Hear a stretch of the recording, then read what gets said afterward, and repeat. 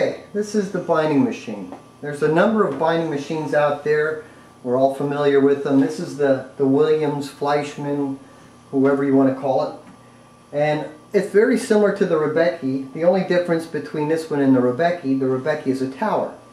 The principle is the same, where the router is maintained in a square position in relationship to your work. So regardless of what unit you have, I just want to cover some of the simple things about it. This is a Stuart McDonald set of router bits. As you can see, you have a cutter, and we have a number of predetermined bearings. They all do basically the standard plastic sized bindings that are available. 60, 80, thick black white, all the way up to the herringbone. You'll notice that I have copper on this one. That is actually copper tape that they use for doing stained glass, the Tiffany style. It's inexpensive.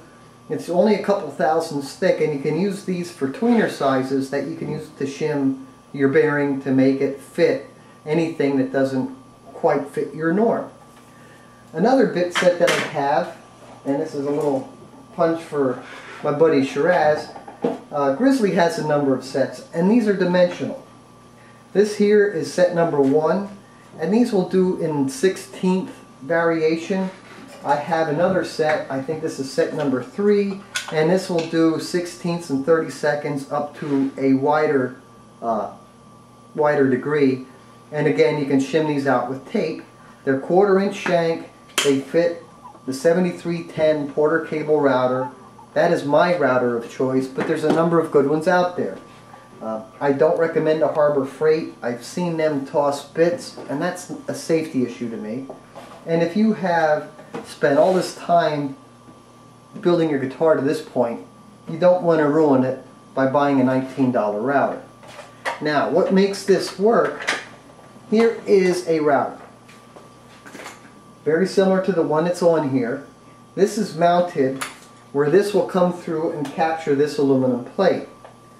You loosen this, and this will adjust your depth of cut so that you can adjust how much you want to remove out of the side.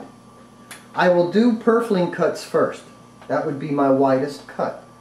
I'll do the back or the top, then I do the side set. It doesn't pay to try to do the back and then the side, flip it, do the top and then the side. Getting the exact same setup on that side again is difficult. And the reason why I do the purfling cuts first, it helps to eliminate tear out. If you're taking a piece of wood, and let's say this is your top, and you're cutting out this way, you still have wood in the top to eliminate any major tear out. If you do the side cut first, you can theoretically lose a piece of wood, and then you have to repair your top. So that is one of the reasons the way I do things the way I do. Last but not least, when we look at our plate, you can see that the black plate has been taken off, and I have a nylon plate that I have put on here, and there's actually an angle. This is not flat, but there is an angle, and that will help match on the back for the radius and the angle that is created there. This way, when we are locating to cut our purfling channels or binding channels, we are trying to locate on as few points as possible so that we don't pick up on the inside and end up getting an uneven channel. Once you decide on what purfling or what you want to cut, and in this case we're just doing a simple wood binding. It is about 70 thousandths thick, not quite 3/16 high. So we already put in the bit, we already have what we need. I did do a test cut, so we know this is what the setup is on this particular machine. And when we take a sample and we place it into the kerf, you can see we're just about dead flush all the way around. And that is the way we want it. You really would prefer to bring the side down to the binding than bring the binding down to the side. And again, you can tweak the stuff in a little bit by using some tape as a shim. The other thing that I would like to do is I usually run a piece of tape on the side, so where this bearing is turning, if I spin the bearing, I don't mark the side. Then when I'm done cutting that side, I will actually take the tape off, and that will give me a 10/1000 clean out cut so I can get that inner corner as sharp as possible. If you don't do that, when you go to put your binding in and it hits this corner and it's not sharp, it can hold things off and then give you gaps.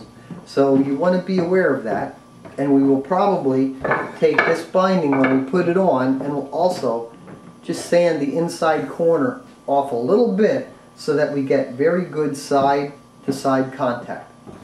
Okay, with that we already had the setup done. Now we want to set the body into this little fixture. The object is to get the sides as perpendicular as possible. Now, since we've done our top, and our top is basically as perpendicular to the sides as anything else, we're going to datum everything off of the top.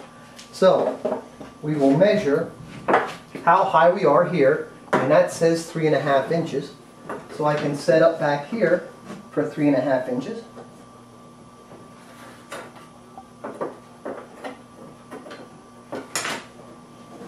And I have everything pretty much on little thumb screws, so we don't have to really fight too much.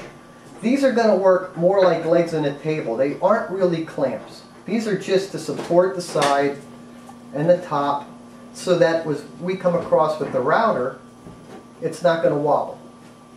And it doesn't have to be dead nuts perfect. We just want to get it reasonably close. Now, as you can see, this is a good view that you can see just how drastic this angle actually appears when you take a look at this. Because here we are, 3.5, 3 5/8, 3 5/8.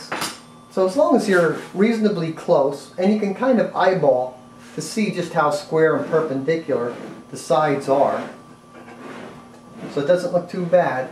But now you can see the curvature of the back. So if you just took a router, and now you can really see how much of an angle a router would incur on your side here. So the binding machine, by being able to be held parallel, will make this a very simple operation and take a lot of the guesswork out.